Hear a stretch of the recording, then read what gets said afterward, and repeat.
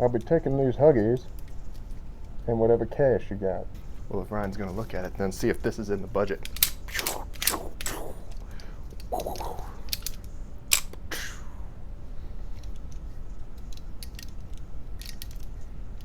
I probably need to do actual work, but I'm a badass. Hey guys, it's Ashen from Ashen Warrior Props, and today we're going to be painting our NCR Ranger veteran gear. Now, in today's tutorial, we're actually going to be covering the basic, standard Ranger, not the any of the variations. There are other videos that you have either already seen or are not out yet.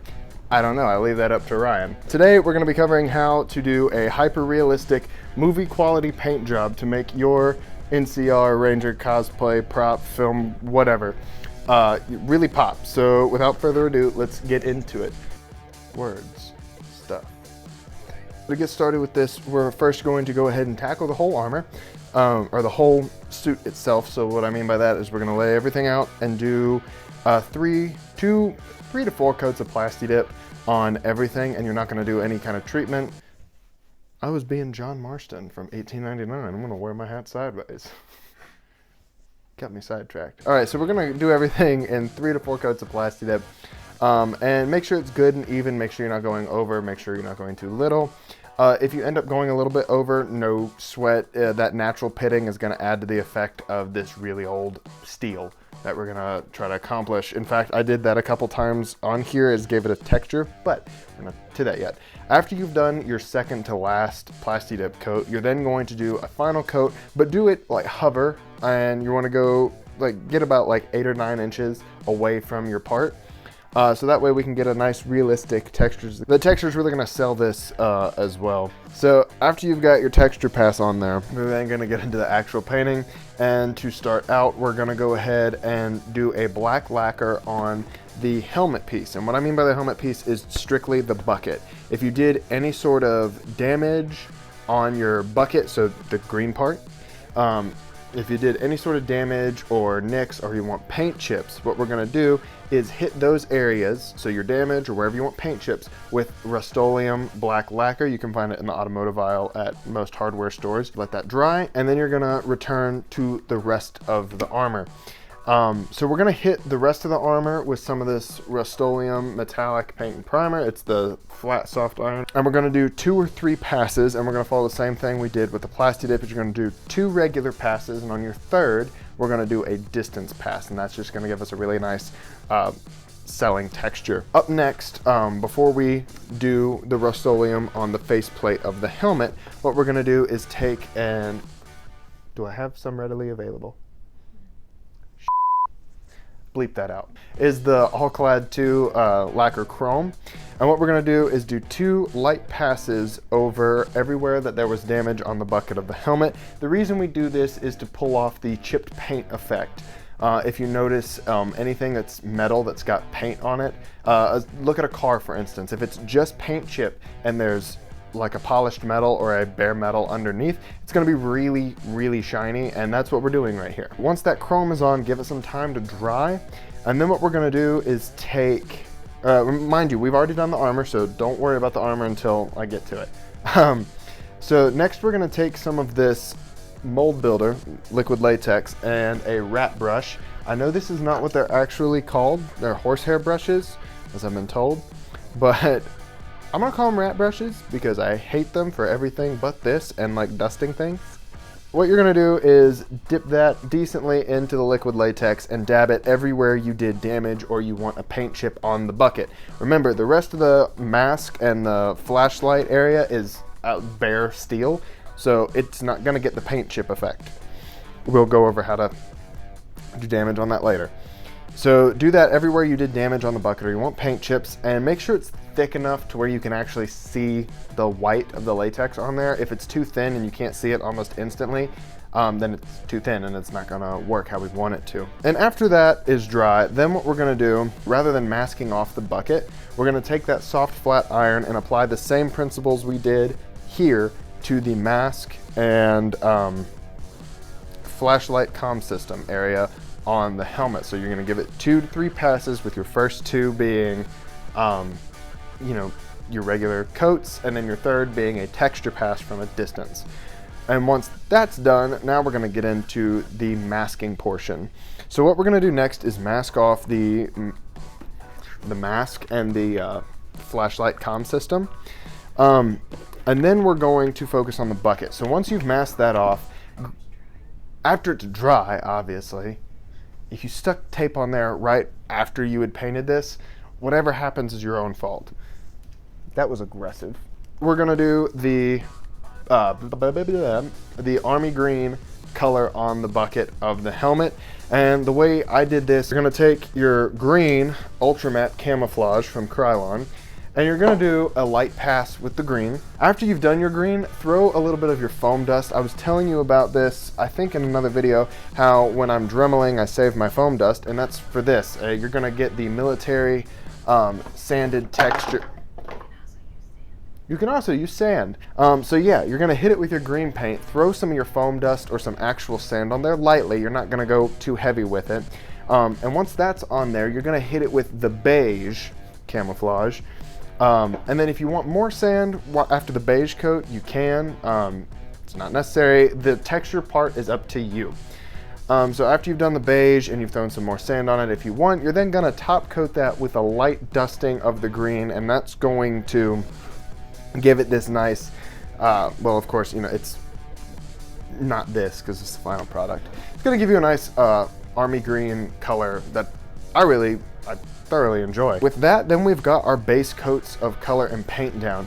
At this point in the video, everywhere you've rubbed latex, you can go ahead and scratch it off if you want. It's not necessary at this point. I actually talk about it in my Desert Ranger video, why I peeled mine off and repainted it to get the repainted armor kind of look.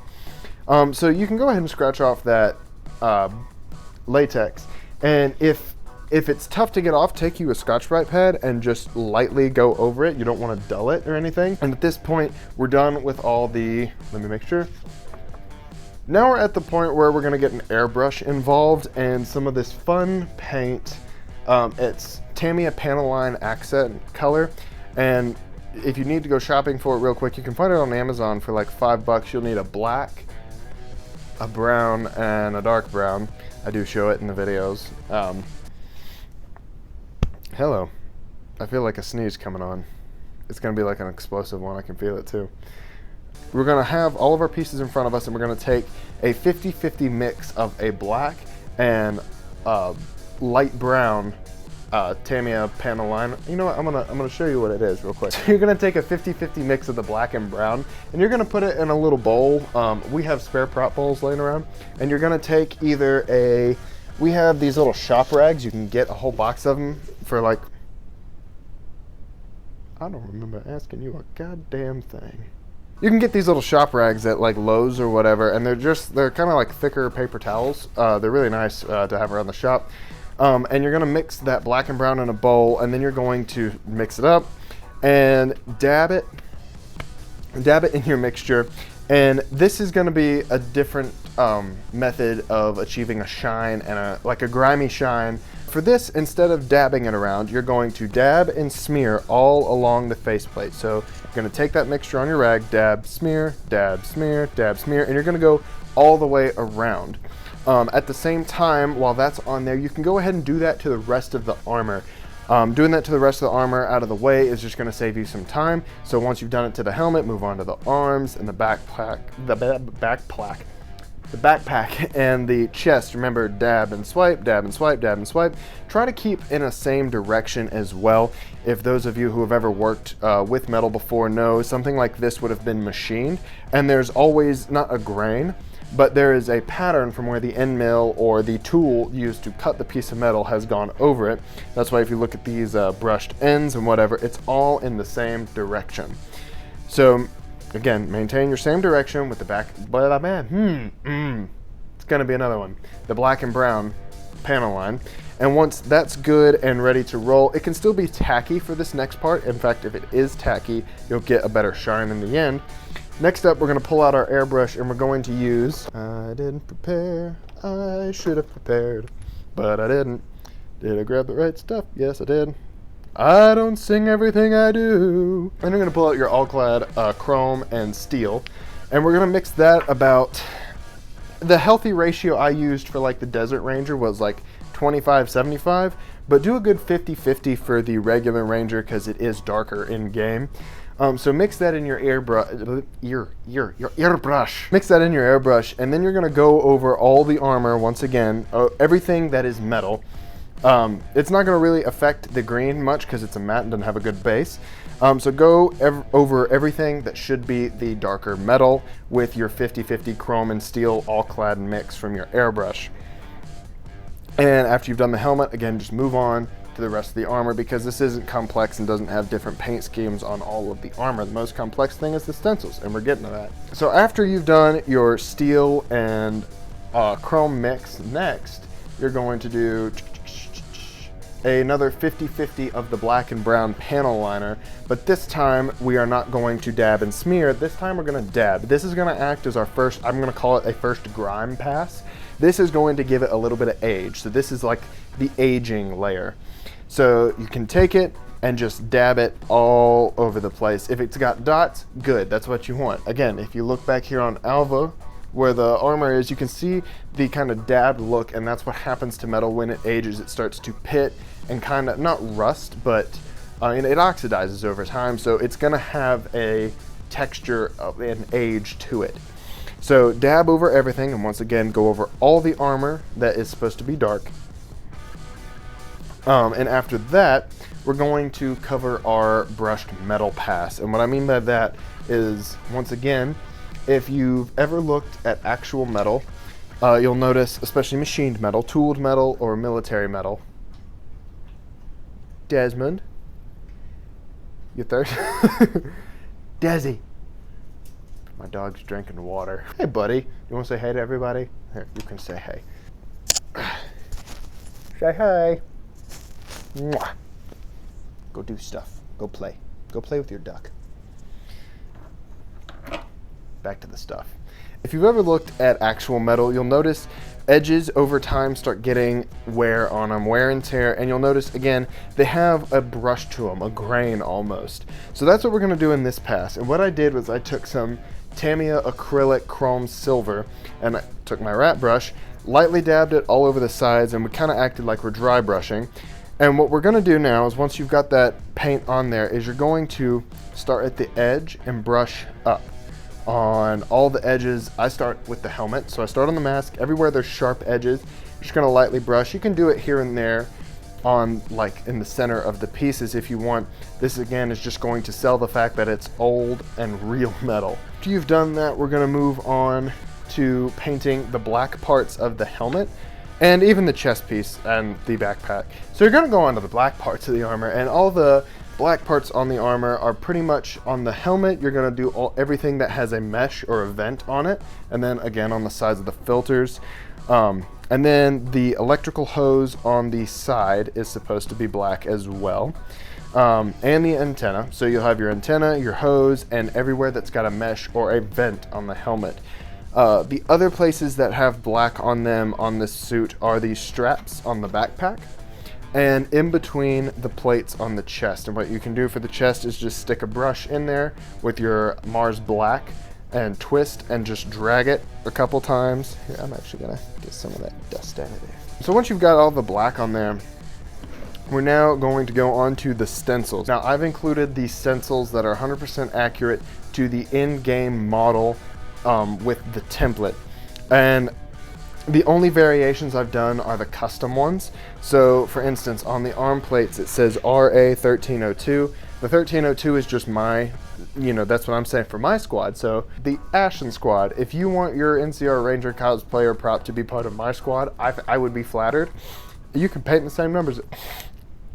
I would be flattered if you wanted to be a part of my pretend squad. So to get into what the stencils are, let me grab a little pointer.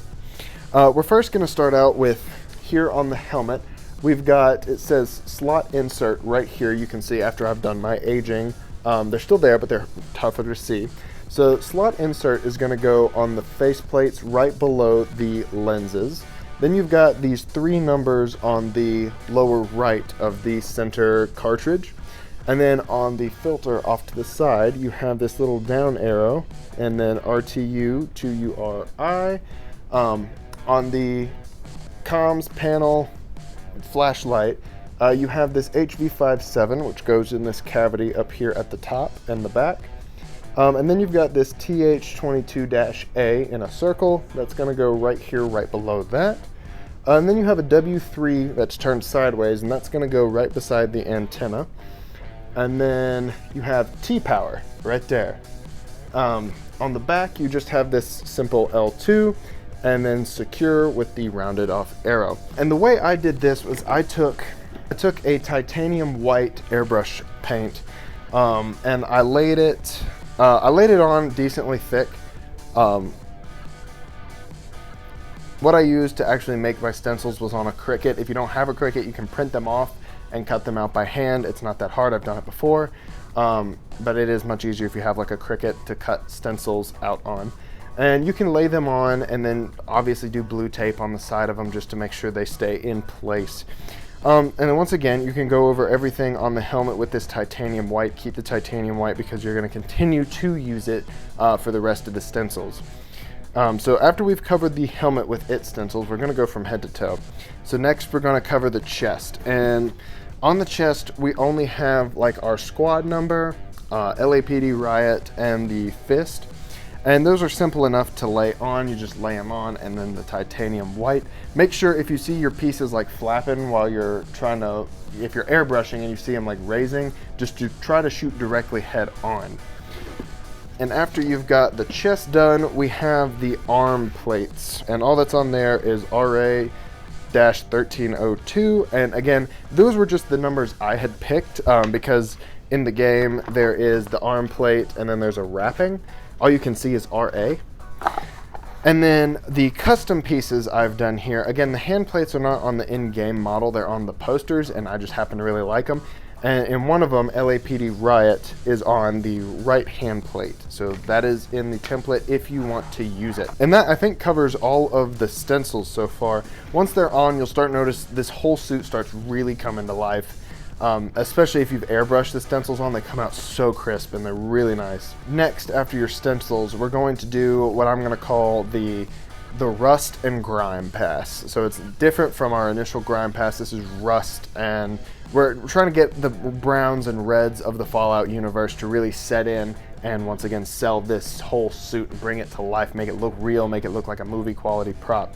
And the way I did that was I used a Mars Black, a burnt umber, and a medium red from Liquitex Heavy Body Acrylics, and I mixed them together. And what I did was I took a smaller brush and I went in all of the damage places, especially like on the helmet. What I did was I dabbed it in the damage and then wiped till it was thick. And as soon as I got the color I wanted, I wiped it away immediately. What this is going to do is, if you look at grime that's been wiped off of something, or like older pieces of metal that have had grime and water and other crap in them, when they look like they've been wiped out, a lot of that brown smears and stays in it. That's the effect we're going to pull off with here, especially if you look at the helmet, especially in the damage and on your creases where dust and rust would settle and moisture. That's what I've done, is you do the brown in the damage and then wipe it away immediately. It doesn't have to be overly heavy. It just needs to get the point across. I did it heavier in some places, like on the hand. I painted the damage and then wiped it away immediately. And you go ahead and do that to the rest of the armor as well. After we've done the rust, dust, dirt, grime, brown, whatever pass you wanted to call that, we're then going to move on to our 60-40 black and brown panel liner pass. So we're going to go back to that panel liner. This time we're going to do a 60-40 mix of black and brown. And this is going to be our final pass of, this is going to act as almost our black wash. A lot of people like to do an acrylic black wash. If I wasn't trying to make this shiny, I would do an acrylic black wash, but I want to keep the shine, and the panel liner does a really great job of keeping the shine. So we're going to take our rag, and this time, once again, we're going to dab it in that black and brown panel liner mix, and we're going to dab it on again. You can smear it in some places, but you're going to go all over the helmet, all over the mask, all over the arms, the backpack, the chest, the hand plates. You're going to go all over everything once more. Once you've done that, let that dry fully. And once that's dried fully, we're into our last two portions of the build. And a lot of people, this is completely optional. This is what I like to do. Especially, I think of everything as if it's a film prop, because again, that's what I'm trying to do with all of this stuff. So in a film prop, if you want to have dust that you can wipe off or obviously see where something has smeared, I like to use cinnamon.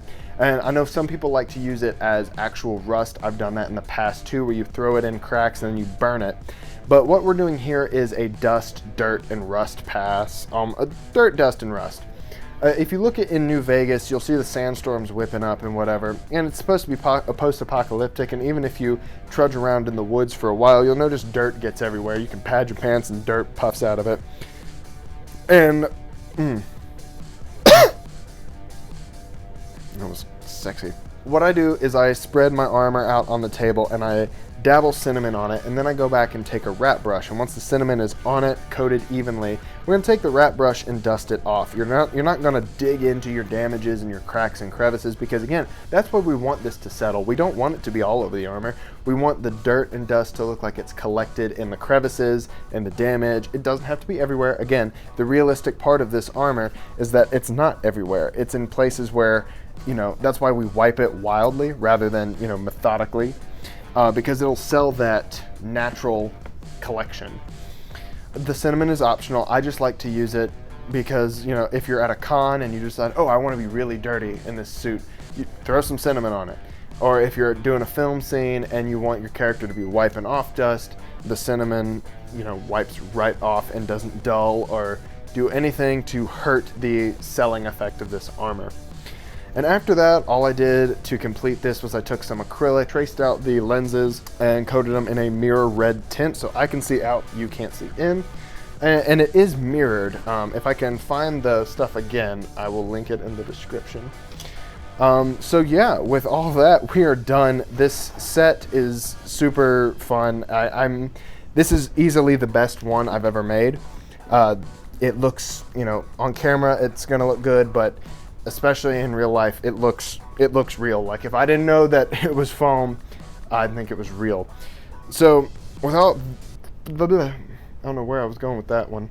The only thing after this is strapping the armor. If you'd like me to show you how I strap on my armor, leave a comment. The only thing I don't think we're gonna get to film is how we sewed our coat. We sewed our coat out of canvas and waxed it. We made our own pattern for it and whatever. It's just difficult to film that at the moment. We've just got a smaller setup. But with all that, you know, we've got our armor. Hey everyone, thanks again so much for watching. I had so much fun filming this entire series, especially the painting and small details are my favorite part of the making process here. But I hope you all enjoyed. I hope you all learned something. Once again, my whole goal is to teach you how to make hyper-realistic and movie quality props out of foam every time. If you want to support the page, don't forget to check out the links in the description where you can find the templates to build all this. I've got previous videos where we go over how to build everything. There's also, God, I don't know what's in my nose. There's also a donate button on our website, and thanks to all of the donations, we actually have a camera. We're not using my phone anymore. So once again, thank you everybody who supports us. We really appreciate it. There's also on our website links to where you can find some really badass t-shirts, like the "If this shirt isn't covered in paint, call a doctor, someone please, I'm being held here against my will." Before we go, I forgot to mention that you can actually draw on this armor with chalk. You'll notice I did the I Don't Miss here. I also did a Pulp Fiction reference right there. If you really want to add like tally marks that you can get rid of, you can bingo, bango, bongo. I don't wanna leave the Congo. You can draw on it, erase it, write phrases, write whatever, and it wipes right off. I think that'll do it for this video. Thanks everybody so much again for all the love and support lately. I'm gonna be trying to get videos out every Friday for a while, or if there's more videos I've uploaded, I'll do that. Let me know what you'd like to see. Go check out all the social media pages and get making, or see you around. Outro, words. Oh my God. I did the same stupid shit I did last time, where there's like cinnamon on the inside. Is it cinnamon or super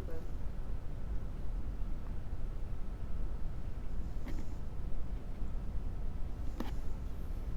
A healthy dose of both.